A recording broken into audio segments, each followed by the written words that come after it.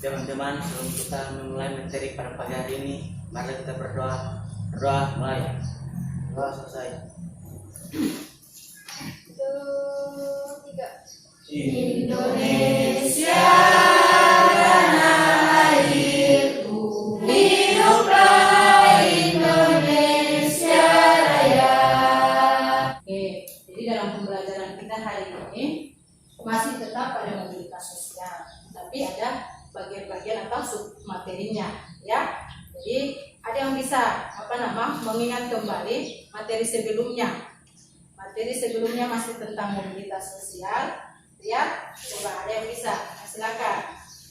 Jadi apa itu pengertian mobilitas sosial? Mobilitas sosial adalah perpindahan status sosial seseorang atau sekelompok orang dari status sosial yang satu ke status sosial lainnya. Oke. Jadi selain mobilitas sosial ada juga faktor pendorong dan penghambat mobilitas sosial. Ada yang masih ingat faktor pendorong dan penghambat mobilitas sosial? Oke, silakan.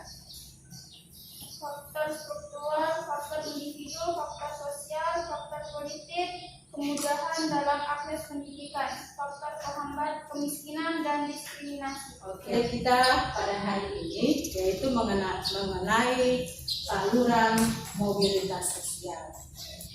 Saluran mobilitas sosial. Jadi saluran mobilitas sosial itu suatu wadah atau tempat atau lembaga yang dapat seseorang atau sekelompok orang melakukan perubahan status sosialnya. Jadi tempatnya, ya, pembelajaran yang hendak dicapai dalam pembelajaran saluran-saluran mobilitas sosial ini. Ya, yang pertama, peserta didik dapat mendeskripsikan saluran-saluran mobilitas sosial dengan baik dan benar. Kedua, peserta didik mampu mempresentasikan hasil diskusi tentang saluran-saluran mobilitas sosial dengan baik dan benar. Sampai di sini ada pertanyaan? Ada. Oke, silakan mengenai saluran mobilitas sosial. Apakah dengan saluran mobilitas sosial orang akan lebih mudah melakukan perubahan status sosial? Oke, pertanyaan yang baik. Jadi ada yang bisa menjawab pertanyaan dari teman kalian? Ada yang bisa? Apakah dengan saluran mobilitas sosial ini orang lebih mudah melakukan mobilitas sosial, atau orang lebih mudah merubah status sosialnya? Oke, ada yang bisa menjawab? Oke, jadi dengan mobilitas sosial ini atau saluran-saluran mobilitas sosial ini sebenarnya di lingkungan dan di tempat manapun orang akan mudah melakukan mobilitas sosial tergantung dirinya, ya. Tetapi dengan adanya saluran-saluran mobilitas sosial ini orang lebih mudah melakukan mobilitas sosial, ya. Orang lebih mudah melakukan perubahan sosialnya atau perubahan status sosialnya karena di dalam saluran-saluran mobilitas sosial di sini ada saluran atau lembaga pendidikan, ada lembaga pendidikan, ada lembaga sosial, ada lembaga politik, ada lembaga ekonomi dan lain sebagainya. Jadi profesi dan lain sebagainya. Jadi lembaga itu yang dimaksud dengan saluran-saluran tadi, ya, yang bertanya tadi bisa paham ya. Jadi dengan adanya saluran itu orang lebih mudah melakukan perubahan status sosial dari lapisan yang satu dengan lapisan yang lain. Jadi di saluran-saluran ini perubahannya itu dari yang vertikal, berarti naik. Terjadi mobilitas sosial naik. Jadi di sini dari yang tadi Ibu memberikan sedikit dari saluran-saluran mobilitas sosial tadi, ya.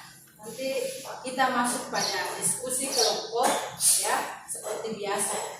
Jadi masuk pada diskusi kelompok di mana dalam diskusi kelompok itu kalian akan menggali, mencari tahu sendiri, ya, mencari tahu informasi melalui internet atau melalui apa saja, buku paket dan lain sebagainya, ya. Nah, jadi buku paket itu di halaman 94 tentang mobilitas sosial itu. Jadi di mana kalian akan bekerja sama atau bekerja kelompok untuk bisa menyelesaikan tugas kelompok itu, ya. Di sini ada pertanyaan. Kalau belum ada, kita lanjut pada diskusi kelompok, ya.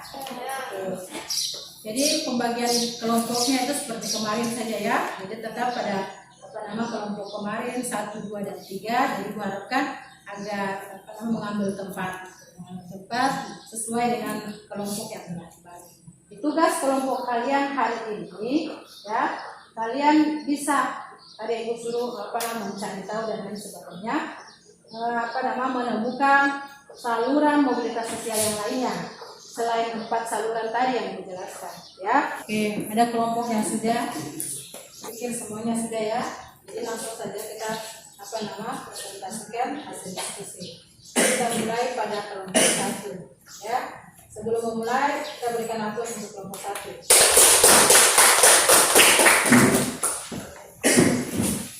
Assalamualaikum warahmatullahi wabarakatuh. Waalaikumsalam warahmatullahi wabarakatuh. Kami dari kelompok 1 akan membacakan hasil diskusi kami yang mengenai saluran atau lembaga agama. Institusi agama adalah institusi yang mengatur kehidupan manusia atau perilaku yang berhubungan dengan agama. Lembaga ini diciptakan oleh umat beragama dan tujuannya adalah untuk mempromosikan kehidupan beragama yang ada dalam kehidupan orang-orang. Lembaga agama adalah salah satu saluran penting bagi gerakan sosial. Setiap agama mengajarkan bahwa setiap orang memiliki status yang sama. Untuk mencapai tujuan ini, banyak pemimpin agama berupaya mengangkut orang-orang mereka dari tingkat yang lebih rendah ke tingkat yang lebih tinggi. Contohnya, seorang ustadz yang menjadi terkenal karena banyak mengisi acara-acara atau berceramah di televisi. Terima kasih. Oke, tepuk tangan buat kelompok. Baik, kami akan membuka pertanyaan pada kelompok lain. Oke. Bisa berikan contoh lain yang ada di Indonesia, lembaga agama dapat berubah status sosial seseorang. Contohnya, sekarang banyak ustadz-ustadz besar seperti Ustadz Abdul Somad atau UAS yang sekarang dia bisa terkenal dengan banyak berceramah di tempat yang satu ke tempat yang lain. Tadi kalian sudah mempresentasikan mulai dari kelompok 1, 2, dan 3. Alhamdulillah sudah baik semua, ya. Bangga bahwa kalian sudah aktif dalam melaksanakan diskusi kelompok, ya. Seperti biasa Ibu akan membagikan lembar evaluasi yang akan kalian kerjakan.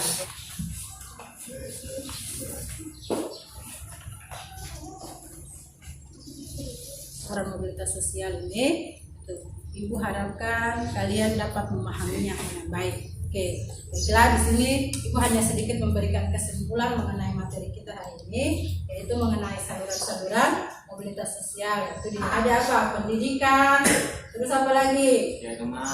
Keagamaan, ekonomi, politik, dan angkatan bersenjata, perkawinan, ya.